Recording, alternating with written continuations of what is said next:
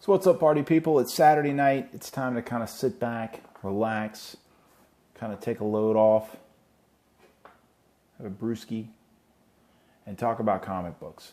All right, so I actually had a pretty long week of comic book reading this week. I actually did 9 books, which is a lot for a week. Now, a lot of times it's 7, sometimes 6, but we did 9 this week, and I'm thinking, hey, it's a good week of comics. It's like over an issue a day. So without further ado, let me tell you what I'm going to talk about. First of all of these can be found on my website or on my YouTube page. You can just click below, find it somewhere down there. I recap every single one of these individually with their own kind of recaps full of issue art, analysis. I rate the book. And, plus there's a link to each one of them for sale on my eBay page if it's not something that's on Marvel Unlimited or Comicology, like Walking Dead. I read a lot of those books that you can get from, Amazon. But without further ado, let's kind of go over what we're going to talk about this week. So, in this order, we're going to talk about Guardians of the Galaxy. This is Guardians of the Galaxy number 2. Actually, this is all new Guardians of the Galaxy number 2. We're also going to talk about Old Man Logan number 24. We got Deadpool number 31, X-Men Gold number 4. All right. Now, after these, I ran out of getting new books. The new book train kind of slowed down on me. The mail wasn't running as fast, and sometimes you got to go back and respect the classics. So we kind of go back and look at some Infamous Iron Man number 1 and Infamous Iron Man number 2. And then, just for good measure, Civil War 2 number 3. Now, if you're aware about those 3 issues, they're all available on Marvel Unlimited right now. If you're not a subscriber, I strongly suggest you go join this very valuable, radical, awesome comic book website because, how could you say no? There's just nonstop comic books to read. We get back on the new ones here with Amazing Spider-Man number 28, and this is Justice League number 22. And in here also, I don't know why I skipped over it, but we're going to have to go back and kind of talk about this. But we also have, I'll have to find the image art. So stick around. It's also Spider-Man number 18. So without further ado, let's check out some books. So first up, we got all new Guardians of the Galaxy number 2. Now, this is Jerry Duggan, Aaron Cooter. I really dig the Guardians of the Galaxy. I know they got a brand new movie out, so if you like Guardians of the Galaxy, this is a great time to get started on. Marvel capitalized on the fact that they have a new movie out by, of course, relaunching the book, which is something that Marvel loves to do all the time. It's very frustrating to me because now this is like the 5th time they've relaunched this title in like the last 5 years. So it's tough to go through my box and find which Guardians of the Galaxy I'm going to talk about. But I digress. Nothing I can do about it. So now we kind of are down into, this is the 2017 version of Guardians of the Galaxy. And it's got all your favorites. It's got Peter Quill and Drax, Rocket Raccoon, Gamora's in it. All these dudes. A little tiny Groot, just like the movie, because God knows we can't just sort of explain what happened to Groot without just constantly, kind of emulating what's in the film, which is fine, and I understand that, kind of match the parts, but whatever. Either way, in this book, they kind of have to go back and steal an egg from the Collector, another character that was in the film, played by Benicio del Toro in the first Guardians film. And they have to go back and steal this because the Grandmaster demanded it in issue 1. So, long story short, they end up finding the egg, and right before the cliffhanger, the Collector wanted to know exactly what they were stealing before he decided to kill, or he was going to kill them, or whatever he decides to do with them. Again, not bad. This is cool because I was really getting a little. Whoops, sorry, almost skipping ahead. I was getting a little tired of Brian Michael Bendis' turn on this title, and it needed some new blood. Jerry Duggan is a good one. It's the same guy who writes Daredevil, same guy who writes Uncanny Avengers, and I guess they just figured he wasn't busy enough, so they kind of threw him another couple bones. But either way, all new Guardians of the Galaxy, number 2. Check it out. click right here. And it'll tell you, you'll learn more about it. Next up, we've got Old Man Logan, number 24. Now, this was the end of the Past Lives storyline that was going on. It's unfortunately also the last of Jeff Lemire's spot as the captain of this ship. They're about to change up, and I can't remember who they say the new writer's going to be, but Jeff Lemire and Eric Wynn have been doing a pretty good job on this book lately. If you follow my blog, you know that I was a real huge fan of Andrea Sorrentino. He's the same guy who actually drew this cover, and he drew all of the very, very awesome frameable covers, the last couple of covers that this book had. In this one, it's the end of this storyline. What happens is you find out in all the previous ones, Logan has been being pulled through time thanks to an amulet that he got from Asmodeus, who's some sort of wizard. And he's basically had to relive his past lives. Usually coming to in an old yellow and blue suit. Then he was in the orange and brown suit. Then he was Patch and Madripoor. He just really goes through the whole Wolverine timeline. In fact, he fights Wendigo earlier on in this storyline, which is, Wendigo and Hulk. All trying to figure out how to get the Hulk baby back. Bruce Banner's grandson. Because for some reason, he thinks that his key to getting back to wherever he needs to be lies somewhere in doing something with that Banner kid and doing something with the Banner folks that were running around. This was all a spin-off from the Secret Wars 2 timeline. I'm kind of sad, man. Jeff Lemire is such a great, great writer, and I was really, really enjoying what he was doing. This was one of my favorite books that they had kind of in the running currently on that Marvel had going, especially when they had Andrea Sorrentino doing the pencils. But they had to make some concessions, and I guess I can dig that. But either way, this was a wonderful book, and I'm looking forward to issue number 25 coming out. I know that I don't have the preview art, but you can click around, go to Marvel's website and find it. It's a really cool cover where he's fighting one of the Hulk people. So it's pretty neat, and this one was very highly rated. So check it out, Old Man Logan, number 24. Next up, we've got Deadpool, number 31. Now this book was part of it's part of the Secret Empire spinoff, as you can see by this little shield right here. And spoiler alert, I hate to tell you this, but Captain America, he is turned out to be a super secret undercover Hydra operative that goes way back to something that was implanted in him back in the 40s, sometime after the whole Captain America program or something. I don't know. I can't remember. I've kind of glazed over that series, but this is the foray into our favorite Uncanny Avenger, Deadpool, getting in to basically do Hydra agent Captain America's bidding. Unfortunately, this time, that super top secret mission is to kill our favorite S.H.I.E.L.D. agent, Phil Coulson. So, and, I hate to tell you, spoiler alert, he does it, presumably. He pumps 2 rounds into his former S.H.I.E.L.D. mentor's heart, and he falls down dead, and so it's kind of crazy. I mean, at the end, he asks Captain America, he says, hey, can you tell me what this is about? And Cap tells him, no, not right now.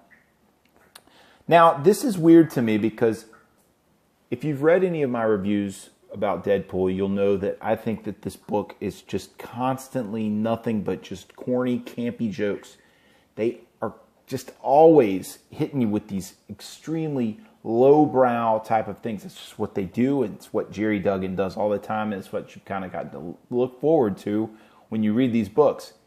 It's kind of like one's great, then the next one's kind of just filler, then the next one's great, the next one's filler. It was tough because issue 25 was a giant-sized book, and issue 30 was a giant-sized book. And I know they're both, milestones, but at some point you have to just stop and kind of move on. However, this time, Deadpool turns into the super awesome ice cold killer that we learned who he was whenever Rob Liefeld drew him in 1999 or 1991 or whatever it was. But this is the Deadpool that I want, and that's why if you check it out, I gave it a rare Deadpool 9 out of 10. It's a really, really good story, and I'm excited to see where they're going with it. So hopefully we can kind of can the Mad Magazine-like jokes for just a little bit. But this one's by Jerry Duggan. Again, Matteo Loli. A great book. I give it a 9 out of 10. And you can check out more from my review. Click right there in the corner, and it'll tell you all about this bad boy. So again, Deadpool 31. Here we have X-Men Gold, number 4. X-Men Gold, number 4, by Mark Guggenheim and R.B. Silva. Now, you'll probably see from my previous blog entries on X-Men Gold, I tear this book apart. I have never, issues 1 and 2 especially, were just awful, especially for the first episode in an X-Men series. I did not like what was going on here. Thanks to some controversy in their issue number 1, I know that Ardian Saif was let go because he put some sort of weird, religious imagery in there, and it really went crazy. I'm sure you could just Google that if you don't know anything about it. But finally, it took me a little while, issue 4, they're starting to make a little headway with this book because they introduced one of the most coolest old school X-Men, or, kind of the 1990s era X-Men that you could bring back every now and then. Good old Gambit. He's a good one, and he always kind of brightens up an issue, a series, especially whenever it's kind of in the doldrums and having a hard time. Mark Guggenheim this book has just been on life support for me, and I don't know what the deal is. This came off of what Extraordinary X-Men kind of left off on, which was basically they took all the guys from All New X-Men from 1975, or giant size X-Men, whenever they issued, when they first introduced Storm and Colossus and Nightcrawler and Wolverine and somebody else, I can't remember, Sunfire maybe. Either way, they basically take that team, except now Wolverine's Old Man Logan, and they kind of threw in Rachel Summers. They call her Prestige in this book, and Kitty Pryde is the one who's leading them. But the book has ground to a just halt for the longest time, and I just am so excited to see that they finally turned a corner, and this is really good. This was Mark Guggenheim and R.B. Silva, like I said, and I finally rated this book a 6 out of 10. I know that's like, you might say, well, I mean, it's not that great, but compared to what it was, it's really, really much better. So check out X-Men Gold, number 4, and you can check out my review of it by clicking up here. Let me know what you think. Leave me some comments. Tell me what's going on. Say, hey, Sam, I want to see more Gambit. So, rock on, X-Men Gold, number 4. All the previous books that I've talked about are actually all available on my eBay page because they're physical copies of books, and the ones after these are as well. But whenever the post office seems to be running a little bit slow, or maybe the distributors aren't putting the books out in the mails fast enough, you got to improvise. You got to go to the internet. You got to go to the apps. You got to go back to the history books and read some old school stuff that maybe you have missed. Some titles that I missed. I'm going to start with Infamous Iron Man. Now, I've been reading Infamous Iron Man numbers, I guess, 4, 5, 6, 7. But I missed like 1, 2, and 3. I think maybe 4. So I'm kind of going back and playing a little catch up. Now, I did do some reviews of these earlier, but not officially. These are actually official reviews. So you can check this out. This is Infamous Iron Man number 1 and Infamous Iron Man number 2. Both by Brian Michael Bendis and Alex Maleev. I love this series. This is such an awesome series. And the reason why is because who would have ever thought that Dr. Doom, king of just bad news, Victor Von Doom, what would it be like if the guy turned good? Well, if you read this series, you find out what that is. And he is such a layered, awesome, deep character. Some stuff that you can do amazing things with. And Brian Michael Bendis is doing it stupendously. This is a great book. And I really enjoy it. So right now you can literally go read the first couple of issues on Marvel Unlimited, and I strongly suggest you do. In fact, get a subscription to this bad boy because it's certainly worth it. Infamous Iron Man number 1, Infamous Iron Man number 2. Now, and you can read descriptions. I've actually made YouTube videos. You can check it out up there. The third video, the third comic that I read from Marvel Unlimited this week was Civil War II, issue number 3. If you never went back and read Civil War II, you have an awesome chance, because I believe they are pretty much all current on the app right now. You can kind of get up to speed with where everything is right now in the Marvel Universe. You're probably saying to yourself, now unfortunately it doesn't answer a whole lot of questions, because you could also go back and read the Secret Wars 2 storyline, which really kind of explains some of the heavier changes that whenever you start reading, you're like, wait a minute, the Fantastic Four is no more, and hold on now, Thor is a girl, and why is Logan old now, and why is Cyclops dead, and all these things can be answered in the Secret Wars and the Civil War II, Avengers versus X-Men, X-Men versus the Mutants, blah, blah, blah, blah, blah. All available on Marvel Unlimited, and I strongly suggest you pick it up. In this issue, this is the issue where Hawkeye is on trial for killing Bruce Banner. The reason why he's on trial for killing Bruce Banner is because he acted on Bruce's behalf and shot him with a gamma-tipped arrow, killing him, which is something that he promised to do to Bruce if Bruce ever hulked out. Well, Bruce hulked out because he was confronted by every superhero on the planet. He had to take advantage of that, and he shot him with the arrow and killed him. Now, this is all, the lunacy of everything that can be going crazy whenever you have that type of a weapon at your disposal. When Ulysses, the Inhuman, can tell you that somebody's going to, do something like this. Somebody's going to start a genocide like that, whatever. Either way, this is the book where that kind of happens and his trial's taking place, and you kind of find out what's going on with that. This was a big turning point in this series, and I suggest check it out right now. Marvel Unlimited, and again, you could read my review of it by clicking right there. Check it out. Next up, we have more Brian Michael Bendis, Spider-Man number 17. This is not the Peter Parker Spider-Man that you know and love. This is the Miles Morales Spider-Man that you've probably starting to come and know to love. In this issue, this kind of takes place right after Miles got back from doing all that weird time jumping where his father, Jefferson, turned out to be a S.H.I.E.L.D. operative, and then he also turned out to be a bad guy because he was going to the different universes where there was the other Gwen, Spider-Gwen that he was kind of running into, and Spider-Girl, and blah, blah, blah. Spider-Verse messes abound. Anytime they start writing Spider books where they don't go into the Spider-Verse, I'm totally cool with.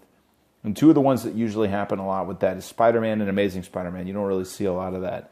In this book, this is basically where Hammerhead, who's he's not even a D-list villain. He's like an E-list villain. But he's doing all this stuff on behalf of the Black Cat, basically going and smashing up town.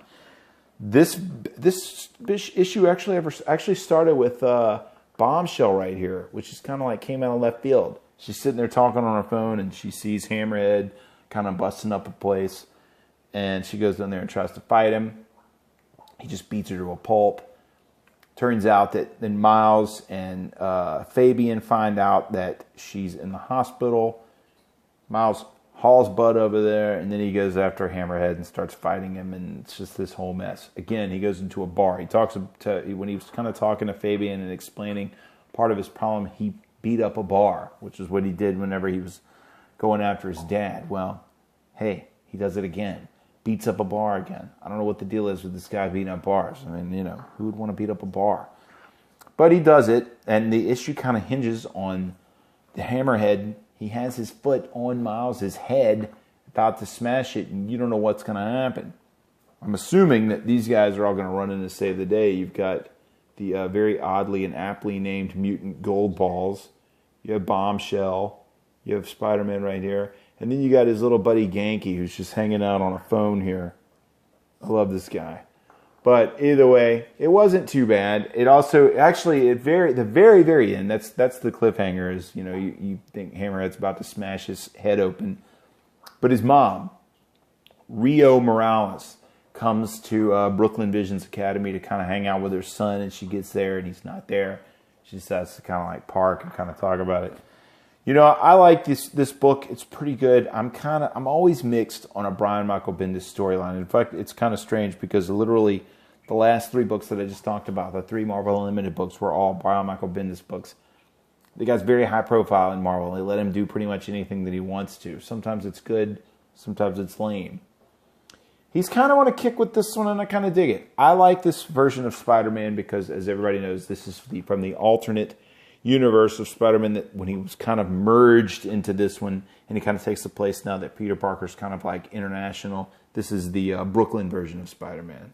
He's a teenager. He's able to do teenage things like teenage Peter Parker did, and, you know, it kind of fills the void. But I've been critical of this book in the past. It's kind of on an upswing. I recommend you check it out.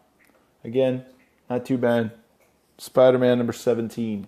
Click it up here. Check it out. Rate it. Give me a comment. Whatever. Or don't.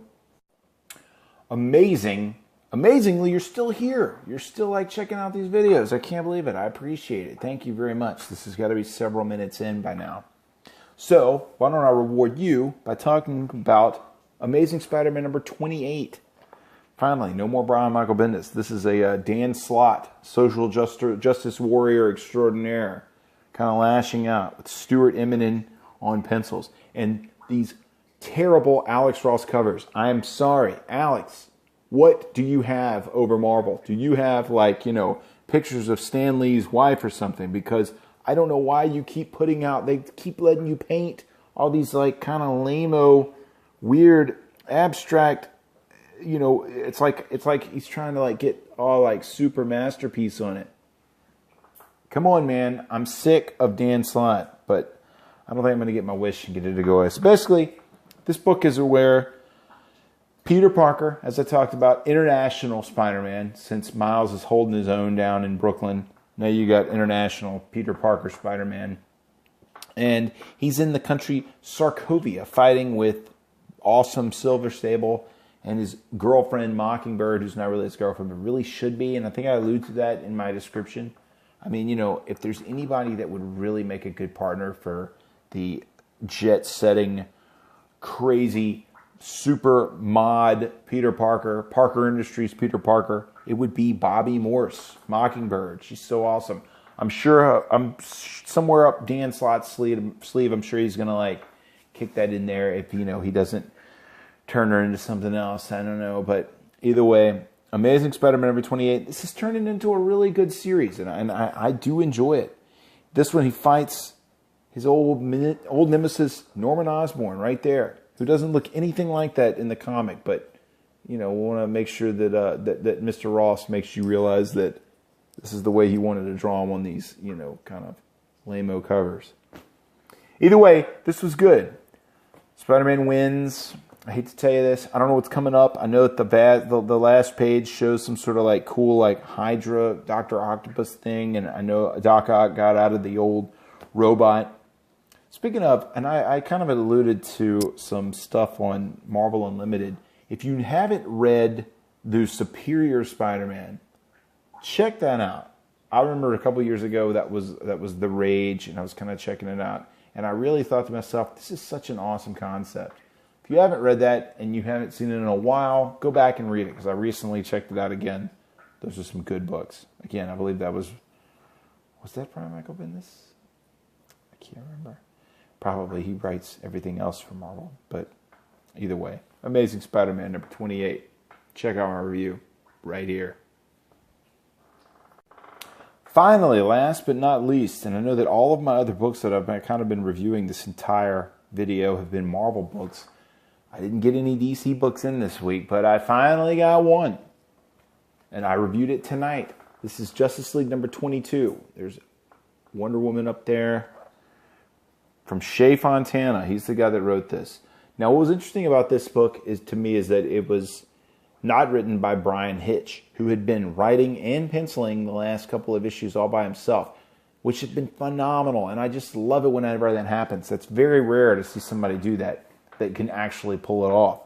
This guy really did. And now here we are. I guess he was burnt out because he did that a few times. That's got to be overworked, especially whenever, we're in the summertime and DC and Marvel are like, come on, we got to put these books out every, 10 minutes. So, we'll be on Justice League 55 by the end of the summer. Maybe not. I don't know. Either way, this was a one-shot, just like the last issue of Batman that I got was a one-shot when he was fighting with Swamp Thing. Again, another one-shot. I love these one-shot comics. Like I say in my review, you don't get them very often. I don't know if it's like they're kind of, all of the editors are compelled to give you all these constant, evolving, continuing stories. But every now and then you get these one-shot books, and this is one that I really dug. In this book, starts off with how the Green Lanterns feel like they just don't get any respect from the older Justice League people. Simon and Jessica are kind of new schoolers. They're not, old school. They're not Hal Jordan. They're the new Green Lanterns. And they can never get the love from Wonder Woman or Batman or any of those guys. Especially Wonder Woman. They bring up Wonder Woman and Batman by name. It's kind of strange. Either way, they're out trying to divert an asteroid from hitting the Earth. And they're all aboard the Watchtower, which is, the Justice League, home base that kind of floats through the air. And, of course, never fails, I thought this was funny, Superman has Lois and John on board. You can't have Superman do anything unless Lois and John are somehow endangered. That's why I stopped reading that book. I was tired. Every single book is John and Lois endangered. So either way, they don't become endangered this time. This time, Simon and Jessica get back on board, and it turns out that they brought these little organisms on board with them that are like basically infesting them, their clothes, their bodies.